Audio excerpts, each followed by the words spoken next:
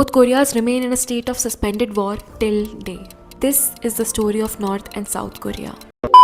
Hi and welcome to the first ever long form video on the Nomic. मैं हूँ Vanshika and today we'll be talking about the economic divergence between North and South Korea and why institutions matter for growth. ध्यान से देखो इस satellite image को जो कि है कोरियन पेनिनसुला की एट नाइट। साउथ की साइड जो कि एक बहुत लिट अप एरिया है, it represents one of the most technologically advanced economies in the world, South Korea. उसी के कंट्रास्ट में नॉर्थ की side there is almost total darkness, that's North Korea. आज की तारीख में ये दोनों कंट्रीज दो अलग दुनिया लगती हैं, पर 80 years ago इन दोनों के बीच में एक बॉर्डर तक नहीं था। People on both sides of the line share the same history and culture, spoke the same language and यहाँ तक कि shared almost same standard of living, around $700 पर पर्सन पर ईयर। तो फिर ये कैसे हुआ कि एक होमोजेनस सिविलाइजेशन का स्प्लिट हुआ? एक साइड पे बनी दुनिया की one of the most technologically advanced economies and दूसरी साइड एक टोटलिटेरियन आइसोलेटेड कंट्री बनी। इसका आंसर लाई करता है in a rush decision that was taken towards the end of world war II। This is the story of North and South Korea. कहानी शुरू होती है 1910 से। तब कोरिया जापान की कॉलोनी थी। Korean people were stripped of their resources. उनको force किया गया कि जापानीज नेम्स को अडेप्ट करो एंड यहाँ तक कि जब जापान वॉर में लड़ रही थी तब कोरियन लोगों को ड्राफ्ट किया गया to fight in the war. फिर अगस्त 1945 में जब यूएसए ने हिरोशिमा और नागासाकी पे एटॉमिक बॉम्ब्स गिराए और साथ ही में सोवियत यूनियन ने मंचूरिया पे अटैक किया जो कि एक जापानीज कॉलोनी थी, जापान कोलैप्स कर गया। Japan had no choice but to surrender. अब क्योंकि जापान ही सरेंडर कर चुका था, इसका ये मतलब नहीं था कि कोरिया इमीडिएटली फ्री हो गया। Korean still did not have the independence to make their own government because it was caught between the crosshairs of two emerging superpowers, the US and the Soviet Union. तो जब Soviet Union Manchuria पे attack कर रही थी तो वो steadily Korea की तरफ मूव कर रही थी। इस वजह से यूएस काफी घबरा गया क्योंकि अगर सोवियत यूनियन कोरिया पहुंच जाती तो वो पूरे पेनिनसुला का कंट्रोल ले लेती। तो 10 अगस्त 1945 को दो यूएस जूनियर ऑफिसर्स को ये ड्यूटी दी गई कि एक लाइन फाइंड करो जिससे हम कोरियन पेनिनसुला को दो पार्ट्स में डिवाइड कर दें। इन दो ऑफिसर्स ने दीवार से एक मैप उठाया और एक लैटिट्यूड फाइंड कर ली, द 38th पैरेलल। ये लैटिट्यूड कोरियन पेनिनसुला के ऑलमोस्ट मिडवे से गुजरती थी, so that was an obvious line for division. ये डिसाइड किया गया कि साउथ साइड को यूएस ले लेगा और नॉर्थ साइड को सोवियत यूनियन। सरप्राइजिंग पार्ट ये है कि सोवियत यूनियन ने भी इस अरेंजमेंट से अग्री कर लिया। ये डिसाइड किया गया कि एक टेम्पररी अरेंजमेंट है, पर कोल्ड वॉर की वजह से ये जो टेम्पररी अरेंजमेंट था ये इतना टेम्पररी बचा नहीं। सोवियत यूनियन की नॉर्थ में प्रेजेंस होने की वजह से नॉर्थ में एक कम्युनिस्ट गवर्नमेंट आने लगी, वहीं साउथ में यूएस की प्रेजेंस की वजह से एक एंटी कम्युनिस्ट गवर्नमेंट आने लगी। 1948 में साउथ में रिपब्लिक ऑफ कोरिया को फॉर्म किया गया अंडर सिंगम री।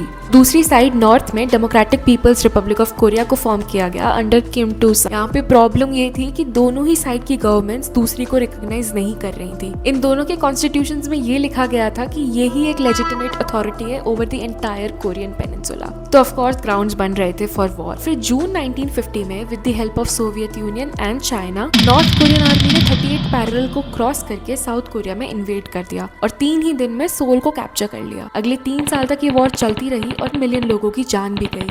फिर 1953 में फाइनली सीज फायर अनाउंस किया गया, पर इन दोनों कंट्रीज ने वॉर एंड करने के लिए कोई पीस ट्रीटी साइन नहीं करी बल्कि एक आर्मिस्टाइज को साइन किया, which is essentially a cease fire agreement. इस अरेंजमेंट का ये मतलब है कि आज भी नॉर्थ और साउथ कोरिया एक स्टेट ऑफ वॉर में है जहाँ पे वॉर सिर्फ सस्पेंडेड है।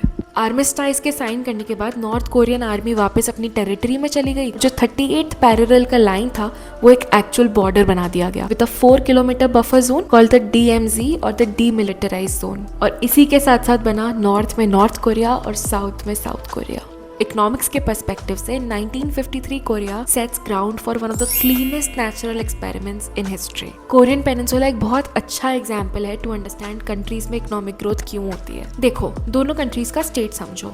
दोनों कंट्रीज ऑलमोस्ट आइडेंटिकल थी। हिस्टोरिकली, लिंग्विस्टिकली पीपल आइडेंटिकल थे। They share the same history and heritage for centuries. और इकोनॉमिकली भी दोनों कंट्रीज ने सेम ही बेस लाइन से स्टार्ट किया था, अराउंड $700 पर पर्सन पर ईयर। तो फिर कल्चर, ज्योग्राफी, हेरिटेज ये सब सेम होते हुए भी वो क्या रीजन है जिसकी वजह से साउथ और नॉर्थ कोरिया बहुत डिफरेंट पाथ्स पे चले गए? The answer comes down to one factor, institutions. North में स्टेट ने अडॉप्ट किया a Soviet style central planning. Private property को अबॉलिश कर दिया गया। Industries were nationalised overnight. सारे ही इंडिविजुअल फार्म्स को कलेक्ट करके एक massive state run cooperative agriculture farm बना दिया गया। And under the ideology of Juche which is radical self Reliance, north Korea ने अपने आप को ग्लोबल मार्केट से आइसोलेट कर लिया। दूसरी साइड साउथ ने एम्ब्रेस किया मार्केट कैपिटलिज्म। स्टेट ने प्राइवेट प्रॉपर्टी राइट्स को प्रोटेक्ट करा, कॉन्ट्रैक्ट लॉज को इन्फोर्स किया, प्राइवेट इंडस्ट्रीज को हेवी हेविली रिवॉर्ड किया और इंश्योर किया कि इंडस्ट्रीज पार्टिसिपेट कर रही थी ग्लोबल मार्केट में। इंटरेस्टिंग बात यह है कि नॉर्थ कोरिया ने इनिशियली काफी जल्दी इंडस्ट्रियलाइज किया as compared to South Korea, क्योंकि जापान ने काफी इंफ्रास्ट्रक्चर छोड़ा था और सोवियत यूनियन ने भी काफी एड करी। इसकी वजह से उनकी एनुअल पर कैपिटा जीडीपी पहुंच गई अराउंड $3,000। पर सेंट्रल प्लानिंग की वजह से काफी इकोनॉमिक डिस्टॉर्शंस होते हैं, क्योंकि मार्केट प्राइसेस ही नहीं थे to guide supply and demand, efficiency collapsed. जब सोवियत यूनियन 1991 में कोलैप्स कर गया तो नॉर्थ कोरिया, जो कि subsidised oil and fertilisers import कर रहा था, वो भी चला गया। Agriculture system completely break down कर गया, जिसकी वजह से 1990s में एक हॉरिफिक फेमाइन भी आई,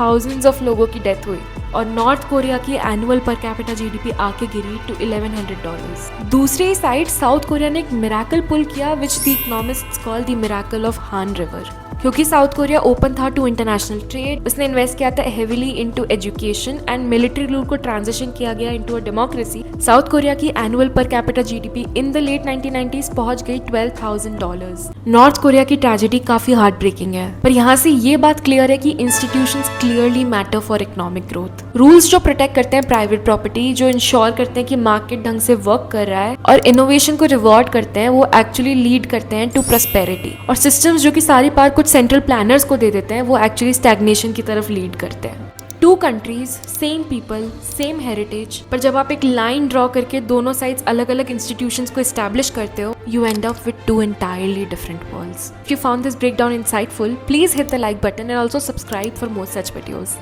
Thanks for watching.